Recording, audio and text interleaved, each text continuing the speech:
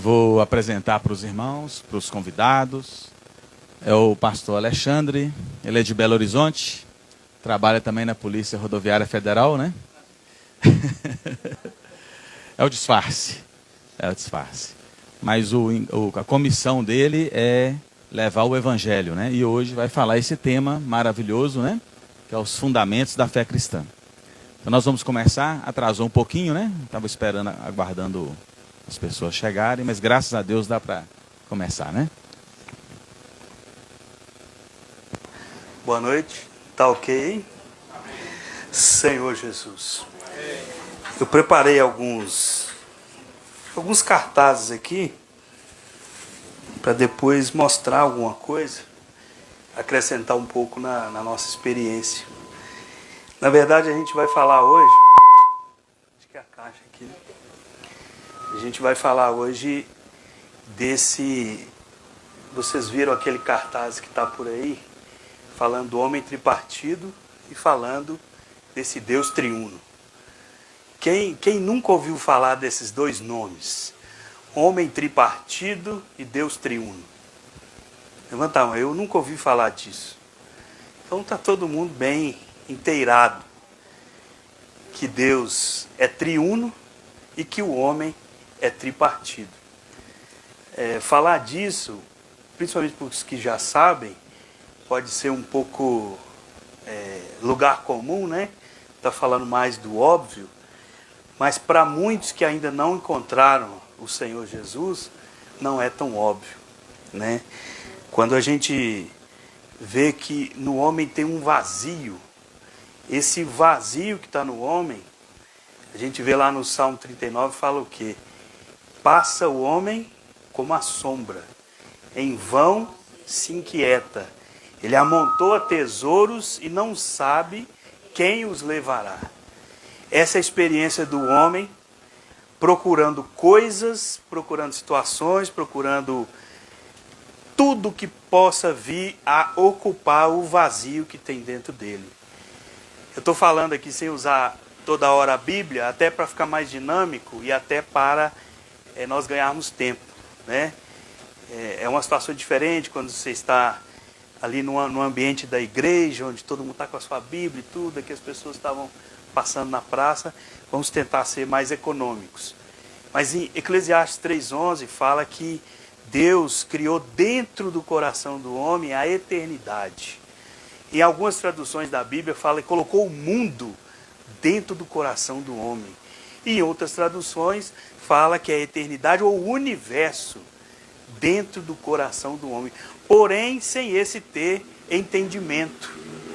Então, quando você tem a eternidade dentro do seu coração, mas sem entendimento, sem pleno entendimento, fica na verdade um vazio. Deus fez tudo perfeito e não colocou esse item aleatoriamente, é de propósito. O homem tem esse vazio no seu interior, que a única coisa que consegue preencher é o próprio Deus. Então é por isso que o homem passa a vida inteira, esse salmo que a gente acabou de falar. Passa o homem como a sombra, em vão se inquieta. As pessoas vivem inquietas, o tempo todo tentando preencher com algo, com relacionamentos, com conquistas. Eu conquistei isso, eu conquistei aquilo, eu tenho um projeto e assim por diante. E nós chegamos nesse vazio. E esse vazio, o livro de Jó, no capítulo 8, nos versículos 13 e 14, não são todas as traduções, mas uma delas me chamou a atenção, que fala que o homem quando ele esquece de Deus, ou o homem quando ele não tem Deus, a sua vida está alicerçada numa teia de aranha. Lembrando da figura da teia, primeiro que ele não tem estabilidade, ele não tem segurança, e Jó também fala, o homem sem Deus ele não tem segurança. Agora, qual é o ser que cai numa teia de aranha? Não é um ser que está próximo de morrer? Porque aquele inseto, né, tenta ver essa alegoria, aquele inseto que está na teia de aranha, ele está prestes a morrer. E quanto mais ele tenta sair, mas a teia enrola e aí ele vai ficando cada vez sem movimentos e daqui a pouco está preso e logo em seguida, quando a aranha chegar, vai ser o fim dele. Esse é o homem sem Deus. Esse é o vazio, para nós entendermos depois por que que Deus foi construindo esse homem em 3 partes. Senhor Jesus. E Mateus 18, 11 fala que o Senhor veio salvar o perdido. Mas lembra dessa conexão aí da teia de aranha. Esse que está perdido está só se enrolando. Está só se envolvendo com essa teia até chegar ao ponto que ele não consegue se livrar. O mundo hoje está dessa maneira. A gente estava conversando ali com as irmãs, falando de filhos, né? Falando de filhos jovens. E que quando eu era jovem, eu tinha uma certa dificuldade de seguir o Senhor. E o Senhor, pela misericórdia dele, me trouxe até aqui. E trouxe a muitos que estão aqui. Mas os nossos filhos hoje têm uma dificuldade muito maior. O assédio do mundo é muito maior do que nós tínhamos na nossa idade. Não existia internet, não existia celular, não existia um monte de coisa que tem hoje, que o acesso ao mundo está muito fácil. E é a teia de aranha. Olha, quando que Jó ia saber que um dia a nossa rede de computadores se chama teia. www, que significa a rede. O que é uma rede? É uma teia. Ela te prende, te envolve, daqui a pouco forma um casulo ao redor de você e você está preso. E depois aquela viúva negra vai vir só soltar o veneno em cima de você. Então, esse é o ambiente do mundo que o Senhor precisou trabalhar nesse homem dessa maneira que a gente já viu. Isso aqui é só uma repetição, vocês já viram. Várias vezes está em vários folhetos aí. Essa questão do corpo, alma e espírito. Por que Deus fez o homem dessa maneira? Né? A gente sabe que na parte do corpo nós contatamos as coisas materiais. E os cientistas, principalmente os ligados à medicina, eles não conseguiram ainda mapear todo o genoma humano. A parte física do homem ainda não foi totalmente desconstruída para ser entendida. Tem várias partes que o homem não entende ainda. Tem doenças incuráveis, tem doenças raríssimas. Isso mostra que o nosso corpo é muito mais complexo, porque ele foi feito por Deus, mas também ele é muito perfeito, porque foi feito por Deus. Então o corpo é muito simples, todo mundo entende, cabeça, os troncos, os membros, mas quando nós chegamos na alma, começam algumas dificuldades. Por exemplo, na parte do corpo, um dos primeiros astronautas a sair da estratosfera, quando ele chegou lá fora, ele falou assim: quando eu voltar para a Terra, eu tenho uma frase que vai causar impacto. Aí quando ele chegou, os jornalistas em cima dele, aí ele foi falar: eu fui lá fora, no céu, e todo mundo fala que Deus está no céu. Eu não vi Deus. Qual é, astronauta? Por que você não viu Deus? Porque ele quis ver Deus com os olhos do corpo. O corpo não toca em Deus. Ainda tem a alma. A alma, por exemplo, tem gente que quer tocar em Deus meditando, ou adentrando em algum estudo de alguma filosofia, de algum método, não vai conseguir tocar em Deus. Com a alma, você tem a mente, vontade e emoção. Eu vou mostrar aqui, ó. O corpo a gente viu, cabeça, tronco e os membros. A alma tem a mente, vontade e emoção. Com a mente eu raciocino, eu planejo, etc e tal, é a parte líder da minha alma. A vontade obstinada do ser humano, perdão. A vontade do ser humano é sempre para quê? Para o seu ego. Obrigado. O ser humano sempre está buscando aquilo que vai satisfazer os seus interesses, o seu ego. Então, o homem, ele pode meditar, ele pode filosofar, ele pode estudar bastante, mesmo que seja o assunto teologia, mas ele não vai tocar em Deus. Na alma não se toca em Deus. No máximo você tem um pequeno vislumbre, um pequeno entendimento talvez, algo mais analógico, mas você não toca em Deus. Não é a parte que Deus escolheu para o homem tocar nele. Por isso que muitos começam a estudar várias coisas, conhecem todas as religiões, adentro nas filosofias, e não conseguem tocar Deus. Pelo contrário, lembra do vazio? Sai com ele maior ainda. E às vezes se torna até um rebelde, porque ele não encontrou o caminho.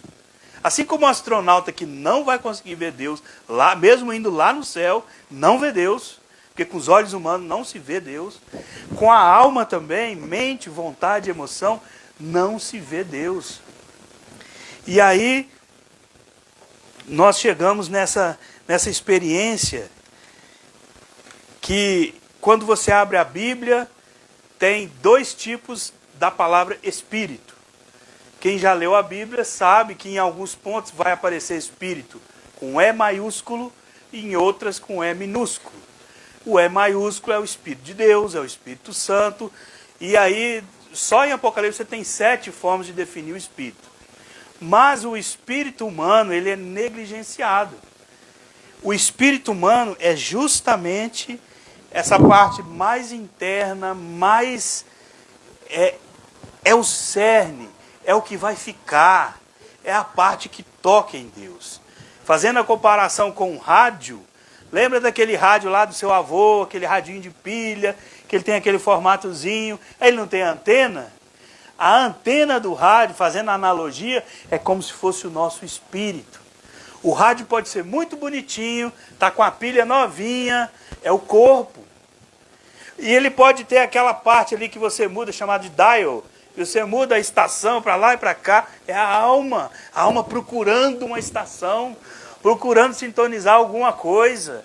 Mas sem a antena, aquela velha anteninha do rádio, que é o espírito humano, ele não toca em Deus. Mas quando ele está todo correto e a sua antena capta Deus, ele começa a ter esse relacionamento com o Senhor. Senhor Jesus. E aí o homem percebe que ele é como se fosse um vaso para conter Deus. Romanos deixa bem claro, nós somos um vaso de barro. Porque a nossa natureza não é boa, não é ideal, mas tudo de propósito, para conter o tesouro que é Deus. E aí, nós podemos comparar também o espírito humano como uma luva, que foi feito à imagem e à semelhança de quê? A luva, da mão. E a luva sozinha não faz nada. Ela precisa da mão dentro da luva. Assim, um homem sem Deus, volta de novo na teia de aranha lá de Jó, ele está perdido. Sem Deus, ele pode ser a luva mais bonita do mundo. Vai ficar no museu, parado e morto. Mas quando Deus entra, ele começa a fazer a sua vontade e tem uma expressão. Senhor Jesus. E aí a palavra fala, aquele que se une ao Senhor é um espírito com ele.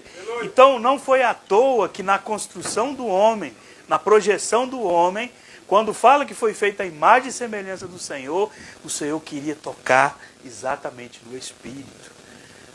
Talvez na primeira vez que você ouve imagem e semelhança, você pensa em alguma coisa ligada ao corpo. Será que Deus é aquele Senhor de cabelo branco, de barba? Esquece isso aí. Deus é Espírito.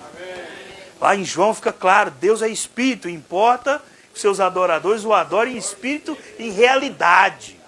Ele é Espírito, Senhor Jesus. E em João 3,6 fala que precisa nascer de novo. Esse nascer de novo é da água e do Espírito. É muito mais do Espírito. Por que nascer? Quando o homem caiu, o homem se afastou de Deus, tudo aqui continuou funcionando. O corpo, a alma, mente, vontade e emoção. Porém, o Espírito foi amortecido. foi mortificado. O homem parou de usar. Hoje você olha aí na rua, a maioria não usa espírito. Não usa. Porque lembra da antena do rádio?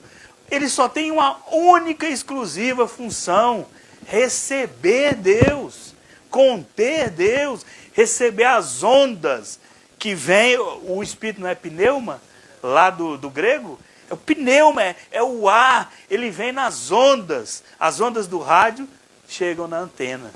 Ele capta o que Deus quer. E aí esse espírito ficou mortificado, não funciona mais. E aí o que Deus fez? Deixou uma partezinha. Olha como é que Deus é maravilhoso. Deixou uma partezinha ainda funcionando.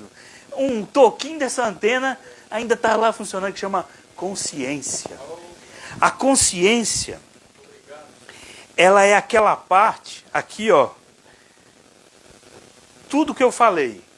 O corpo, esse laranja, a alma, esse cinza, e o amarelinho aqui é o espírito. O espírito, para a gente entender melhor, ele tem 3 partes. Consciência, que eu estou falando agora, intuição, comunhão. Essas partes aqui, comunhão e intuição, quando o homem saiu da presença de Deus, isso aqui deixou de funcionar, está mortificado. Porém, a consciência, dependendo da experiência de cada um de nós, mesmo afastado de Deus, ela ainda tem uma luzinha lá no fundo. Ela tem um lampejo ainda de tentativa de buscar Deus. O homem mais cruel que seja, ou mais pecador que seja, e tem algo de consciência ainda dentro dele, que ainda inclina para ele perceber que aquilo é errado, aquilo é certo, aquilo é bem, aquilo é mal. Isso é a consciência. Se não fosse a consciência, eu e você nunca iríamos nos aproximar de Deus. Essa consciência foi esse pedacinho da antena do rádio que ainda capta alguma fagulhazinha do Espírito de Deus. Então a consciência, é por isso que a gente fala, olha, ele foi tocado na sua consciência. Tem esses ditados, né? Põe a mão na consciência. É porque assim, se você não quer obedecer a nada, pelo menos entenda a sua consciência. A sua consciência sempre vai te empurrar para Deus. Nem que seja te julgando.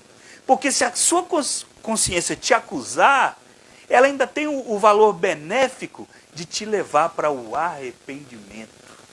Lá em Romanos 4,2 fala que é a bondade de Deus que nos conduz para o arrependimento. Esse bondade de Deus está nesse acessório aí do nosso espírito chamado consciência.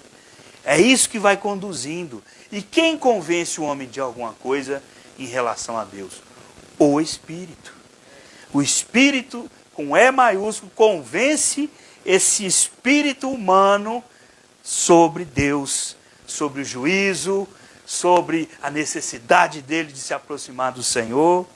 Senhor Jesus. Então o homem, ele nasce de novo. Por isso que existe o termo regeneração. O que é regeneração? É nascer de novo. O Senhor tentou explicar isso para Nicodemos, ali em João, ele não conseguia entender. O que é nascer de novo? Esse nascer de novo é quando você toca em Deus através do seu espírito humano, principalmente da consciência, você consegue ter um novo nascimento. Aquele seu nascimento humano, do seu pai, da sua mãe, ele perde relevância perto dessa nova vida que você tem agora. Senhor Jesus. Então, por exemplo, a consciência, olha a importância dela. Caim, depois que matou seu irmão, ninguém chegou para ele e deu um sermão. Ninguém falou, Caim, olha o que você fez. Não. O Senhor chegou para ele e falou assim, por que descaiu-lhe o seu semblante? Por que você está irado? Ou seja, por que você está chateado? Já tinha alguma coisa acusando Caim. Sem ninguém falar nada. Sem nenhum sermão, sem nenhuma mensagem, senta aí que eu vou te ensinar alguma coisa. Não. Tinha algo dentro dele incomodando, a ponto de Deus falar, por que descaiu o seu semblante? Isso mostra a consciência já trabalhando. E isso é uma salvação para nós. Se não tivesse isso, como eu seria conduzido pela bondade de Deus ao arrependimento? Senhor Jesus. Outra coisa, a gente vê a questão aqui da comunhão. A comunhão é essa minha busca, é o acessar Deus. Geralmente a comunhão se estabelece, espiritualmente falando, o exemplo mais prático é a oração. Eu começo a ter comunhão. Eu começo a ter comunhão. O Senhor começa a me iluminar. Eu começo a entender um pouco o que se passa no seu coração. Eu vou me identificando com o Senhor. A toda a minha... Olha que interessante, olha que ligação, porque somos um ser só. As coisas que eu ganho na comunhão com o Senhor vão sendo retransmitidas para a minha mente, vontade e emoção, que estão lá na minha alma, que é a minha vida psique. Ela vai se inundando de tanta comunhão. E o que é, por exemplo, a vida da igreja? Esse ambiente onde a comunhão estabelece o centro da minha atenção. Minha atenção está sempre nessa comunhão. É uma via de mão dupla.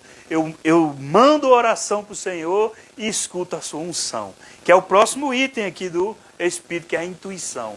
Quando agora o Senhor me dá algum retorno. Na comunhão eu estou buscando. Na intuição Deus está me devolvendo. E a Bíblia chama isso de unção. Lá em 1 João 2 fala, a unção que lhes ensina todas as coisas. Porque eu fui na fonte, toquei na comunhão, agora ele me devolve como intuição. Tudo isso dentro desse vermelhinho aqui, que é o meu espírito. Então veja que o espírito agora não está mais morto. Está funcionando.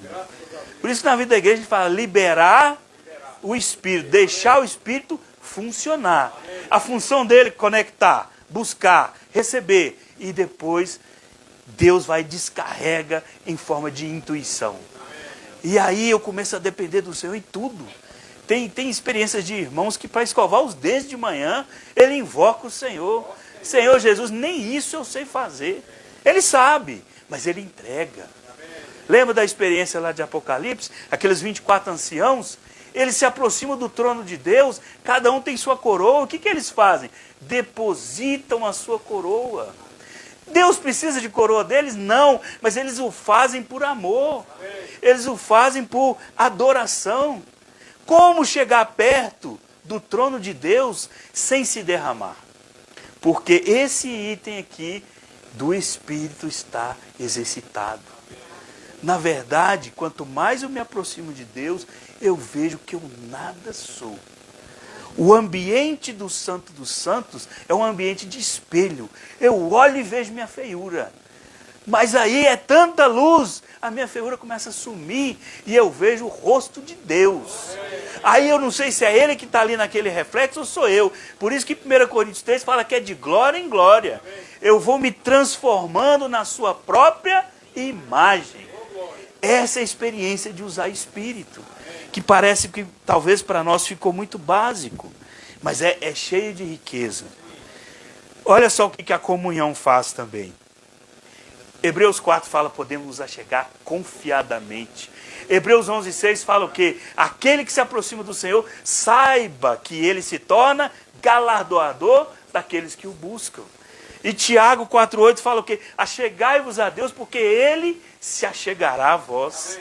É uma via de mão dupla. Eu vou me aproximando do Senhor, e essa experiência de usar espírito, ela é assim, ó. Quanto mais me aproximo, eu vejo que estou longe. Aí o que eu faço? Eu preciso caminhar mais ao encontro do Senhor. Aí eu vejo que estou longe. Vejo que sou miserável, cego, pobre e nu. Me arrependo mais e corro mais para o altar. Corro mais para o trono. E aí é uma corrida que leva uma vida. Eu vou correndo em direção ao Senhor e vendo que estou ficando longe. Agora, já reparou que o contrário é verdadeiro? Quando eu estou longe, eu acho, não, o Senhor está logo ali. O Senhor, se eu fizer assim, ele já está totalmente disponível. Sim, por um lado, sim. Você se arrependeu, o Senhor se achega. Mas aquele que já está trilhando esse caminho de usar o seu espírito, ele quer mais. Ele quer tocar mais no Senhor. Ó Senhor Jesus. E quando o Senhor, nessa parte aqui da intuição, nessa parte da intuição, ele se dispensa, eu vou ficando o quê? Íntimo. No Salmo 25, fala que a intimidade do Senhor é para os que o temem. Se você teme o Senhor, se você busca com esse coração contrito, você vai ganhando intimidade. Ele vai liberando a sua unção, Ele vai te ensinando a fazer todas as coisas. Ó Senhor Jesus. E que mais? Ele começa, o homem espiritual, lá em 1 Coríntios fala que existe dois homens, o natural e o espiritual. O natural é o mesmo, só que essa parte aqui ele não usa. O homem espiritual, ele julga todas as coisas e não é julgado por ninguém, porque ele conhece, discerne e julga. Agora o homem natural nada entende, porque ele não usou essa parte que Deus deu para tocá-lo, conectá-lo. Ó Senhor Jesus. E aí nós chegamos na questão do Deus triuno. O Deus triuno. São três deuses, é um Deus só. Você chega lá em Gênesis, na criação do homem, como que o Senhor fala? Façamos nós. O homem, a nossa imagem, conforme a nossa semelhança. Nós quem? Façamos, nós quem? Então o Deus triuno, esse triuno que vem do grego, três, uno, um. Quem lembra lá, antigamente, um radinho 3 em 1? É o que eu achei aqui para dar um exemplo. É 3 em 1. Mas, para a gente ficar mais claro, lembra lá da questão do rio. A fonte, ninguém vê. A fonte está escondida. A fonte está lá debaixo da terra. Esse é Deus Pai, inacessível, inatingível, ninguém nunca viu. É a fonte da água, está lá debaixo da terra. O manancial, que é aquela parte que brota a água do chão, é o Filho. Sem o Filho eu nunca ia ter acesso àquela água, porque eu não ia lá na fonte, eu não ia dar conta. Então quando o Filho aparece, aparece a água ali. Então ele é a fonte. E o que é o Espírito? São os ribeiros, o rio que forma. A água é a mesma? É a mesma. Se manifestou de 3 formas diferentes. A fonte, o manancial e os rios. Para alcançar quem? Você e eu. Lembrando que em Apocalipse, na Nova Jerusalém, debaixo do trono sai o quê? Há um rio que flui do trono de Deus e alcança toda a terra. Perdão. Então, esse é o nosso Deus triuno. Podemos também fazer uma comparação bem simplória. Lembra da melancia? Ela inteira aqui fechadinha, ela representa o Pai. Você olha para ela, você tem uma ideia, mas você ainda não acessou totalmente. Aí, ele foi partido. Quem foi partido? O Filho. Aí você chega na polpa da melancia, lembra? Mas se essa melancia, para atingir essa sala inteira, então vamos fazer um suco. Vamos tirar o líquido aqui. Então representa o Espírito, é mais acessível a mais pessoas. Então é o mesmo item, é a melancia. Tá, ela inteira, ela na polpa e ela no suco. Mas é tudo uma coisa só. Assim porque o homem precisa se relacionar com Deus. Então o Deus Pai nos predestinou. Quando você abre lá em Efésios 2, Efésios capítulo 1, no início fala da predestinação do Pai. Ele nos predestinou, ele nos elegeu, nos escolheu. Não foi você que escolheu Deus. Ele te escolheu. E por ele ter te escolhido, aqui fica uma garantia. Filipenses 1,6 fala o seguinte: aquele que começou boa obra, ele vai terminar. Aquele que começou boa obra lá na sua família, ele vai terminar. Porque foi ele que começou. Então, salvação não se perde. Uma vez salvo, salvo para sempre. Porque quem começou isso foi você não. Foi Deus. É uma escolha do Pai. Uma predestinação.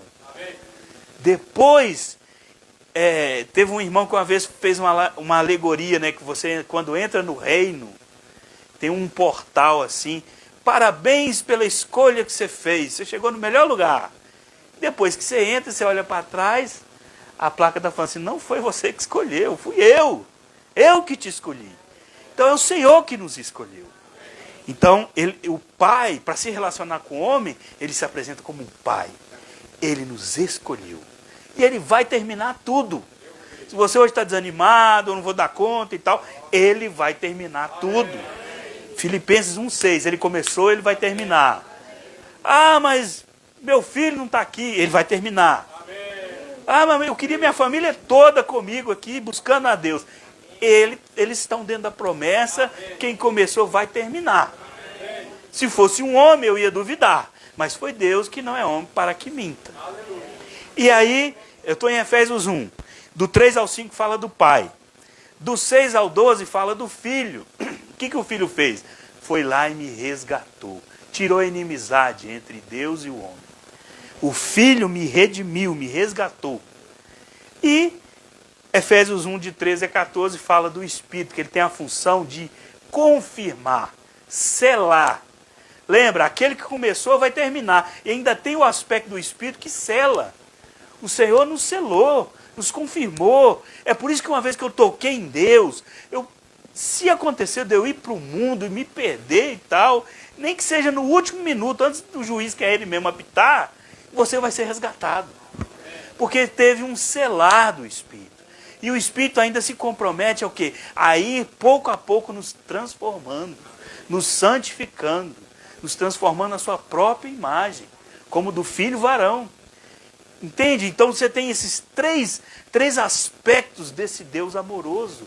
O Pai, o Filho e o Espírito. Isso é confirmado lá em Mateus 28, quando fala que era para batizar os discípulos como? Em nome de quem? Do Pai, do Filho e do Espírito. Mas aí eu posso perguntar, mas então, como eu vou me relacionar com esse Deus? Aí ele deixou um caminho. Ele mesmo disse, o caminho, a verdade e a vida. Esse caminho é pelo Filho. Por isso que quando eu invoco o nome do Senhor, o que é invocar? Romanos 10, 13. Todo aquele que invocar o nome do Senhor será salvo. Paulo inventou isso? Não, estava repetindo de Joel.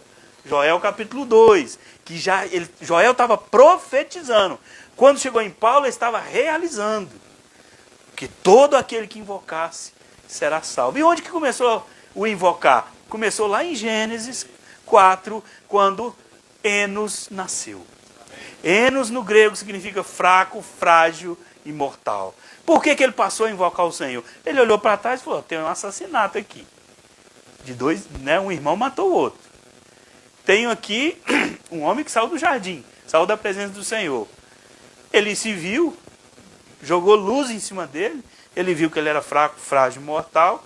Aí a Bíblia fala, daí se começou a invocar o nome do Senhor. Aí Joel já estava cheio do Espírito. Não, vai chegar um ponto que vai bastar invocar. Amém. Aí chega lá no Pentecoste, acontece tudo aquilo. Amém. E hoje está disponível para nós. Amém. Porque Ele é o caminho, a verdade e a vida. E Filipenses 2 fala que a esse nome foi dado acima de qualquer outro nome. Amém. Ele é digno de ser louvado, adorado. E todo joelho se dobrará. Toda língua confessará que Jesus Cristo. Então, não tem, eu não estou dizendo que está errado, mas uma vez eu brinquei com o irmão assim, ó, quando você fala assim, ó Espírito Santo de Deus, tudo bem. Mas quando você fala, ó Deus Pai, tudo bem. Mas quando você fala, ó Senhor Jesus, é a porta certa. Perdão. Quando o véu foi rasgado, no Santo dos Santos, foi rasgado numa ponta? Na outra ou no meio? O meio é o Filho. Pai, Filho e Espírito. Foi rasgado no meio. Então quando eu invoco, tem um nome para eu invocar. Ó Senhor Jesus. Eu não fico, ó Pai, ó Pai. Entenda, é uma analogia. Eu estou batendo a cabeça aqui no véu. Ó Pai, não é o caminho que Deus deu. Ó Espírito Santo, é outro véu. Mas quando eu chego no meio, já foi rasgado. Eu tenho livre acesso, um novo e vivo caminho. Está lá em Hebreus. Hebreus 10, novo e vivo caminho. Através do véu ele fala, porque já está rasgado. Eu posso entrar o quê? Com intrepidez. Senhor Jesus. É por isso que nós invocamos, é por isso que nós bendizemos esse nome. Então, esse homem tripartido, quando encontra com Deus triuno e aceita o encargo, esse homem sai daquilo que a gente falou lá no início, do vazio. Sai desse vazio. O vazio nos pega toda vez que nós estamos longe de Deus, como na teia de aranha, prestes a ser devorado. Então, a nossa saída é invocar o nome do Senhor. Vamos invocar o nome do Senhor? Ó Senhor Jesus! Ó Senhor Jesus! Senhor Jesus! Amém. Nome maravilhoso. Senhor Jesus. E saiba, você que está visitando aqui o Expolivro, você que veio pela primeira vez, ou você é uma das primeiras vezes que você vem, não tem importância. A importância é, eu de alguma maneira toquei no Senhor, eu de alguma maneira toquei na palavra, algo da palavra tocou em mim, esse é o ponto. Tudo isso, toda essa estrutura, todo esse encargo, passando de cidade em cidade, foi feito para alcançar nem que seja um. Porque toda vez que alcança um, tem festa no céu. Alcançou um, você chegou na vontade do Senhor. E você, já pensou você, que privilégio, uma estrutura dessa para te alcançar. Né? Não porque isso ou aquilo foi bom, mas na verdade isso tudo aqui é um grande pretexto para você gastar um pouquinho de tempo sobre Deus. Aqui nesse momento, nesses minutinhos que a gente ficou aqui, mesmo que você no início estava meio distraído, o centro disso aqui foi Cristo. Então nesse momento onde Cristo foi o centro, a sua vida foi contada na presença dele. Foi registrado no livro da vida. E nunca mais será de você retirado. Tanto é uma honra para mim que estou falando, como é uma bênção para você que está recebendo. Então eu gostaria de agradecer essa oportunidade. E se alguém quiser, eu não sei, os irmãos não me falaram, se tem alguém que está nos visitando, ou talvez não teve a experiência ainda de ser convertido, não sei se tem, mas se tiver, nós vamos orar por você. Talvez você não quer falar, nós vamos orar por você. O Senhor te firme, né? Nessa sábia decisão de você sair dessa teia de aranha aí. Tá bom? Jesus é o Senhor. Ó Senhor Jesus. Tem alguém aqui que está visitando, nunca veio? Pode levantar a mão. Alguém aí? Primeira vez. Veio no Expolivro, está conhecendo. Que bom. Então o Expolivro já está aqui há mais dias, né? Já está conhecendo. Mas Jesus é o Senhor. Ó Senhor Jesus. Bonitinho.